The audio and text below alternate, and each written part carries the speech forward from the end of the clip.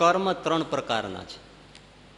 એક સંચિત કર્મ, બીજું પ્રારબ્ધ કર્મ અને ત્રીજું ક્રિયમાણ કર્મ.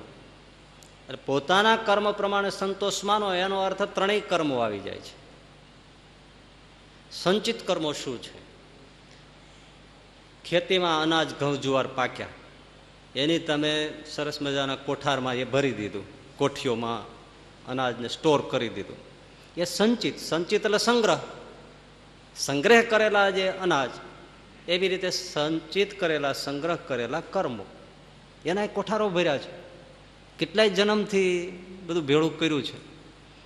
એટલે જે પાક્યું, અનાજમાં જે પેદા થયું, તેના કોઠારો ભર્યા. અનાજનો સંગ્રહ કર્યો ને, સંગ્રહનો અર્થ સંચિત. એમાંથી થોડુંક લઈને, શેર બશેર અનાજ લઈને, અડધો કિલો, કિલો લઈને એની રસોઈ બનાવી, એ પ્રારબ્ધ. હવે રસોઈ બનાવી એટલે જમવું જ પડે, તમે નહીં તો બીજાય. પણ હકીકતમાં પોતે જમવું જ પડે, ન જમે તો મરી જાય, જમ્યા વગર ચાલે. એટલે જે રસોઈ થઈ એ પ્રારબ્ધ. આજે જમ્યા પછી શું બેસી રહેવાના છો? વળી પાછું કામ કરશો કંઈક, એટલે વળી ખેતીમાં કંઈક નવું પેદા કરશો, જુવાર વાવશો, બાજરી વાવશો, ઘઉં વાવશો, ચણા વાવશો, કાંઈક વાવશો ને બેઠા રહેશો, કાંઈક ખાઈને સુઈ જાય છો લાંબા પગ કરીને. જેમાં પછી કંઈક મહેનત કરવાના. મહેનત છે ના માટે નવું પકાવવા. એ નવું અનાજ જે પકાવ્યું ખેતીમાં, જે મીંડું થવા પેદા, એ ક્રિયમાણ કર્મ.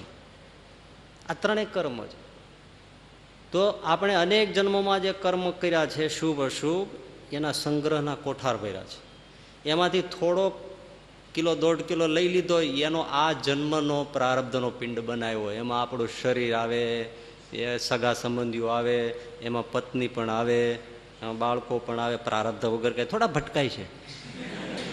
તમે ગમે એટલે માથાકૂટ કરો પણ એ જાય નહીં. એ બધું પ્રારબ્ધ છે. એમાં પછી આપણા આ જીવનમાં જે કાંઈક શુભ અશુભ, જે અમુક ઘટનાઓ ઘટવાની હોય, ફળ મળવાના હોય, એ બધું પ્રારબ્ધ છે. આ શરીર સાથે એ નક્કી થઈ ગયું, એ રસોઈ બની ગઈ, હવે એ આપણે ભોગવવાનું જ રહ્યું. અને એ પ્રારબ્ધથી જે આમ મળ્યું છે, શરીર, સંપત્તિ, પરિવાર, બધું, એનાથી આપણે પ્રતિદિન સવારે ઉઠીને સાંજે સૂઈ જાય ત્યાં સુધી કાંઈક કાંઈક નવું કર્મ કરીએ છીએ. એ નવું કર્મ કરીએ છીએ, એ ક્રિયમાણ કર્મો છે.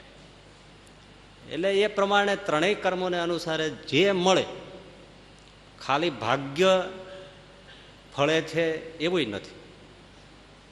ભાગ્યનો અર્થ શું? પૂર્વે કર્યા એને.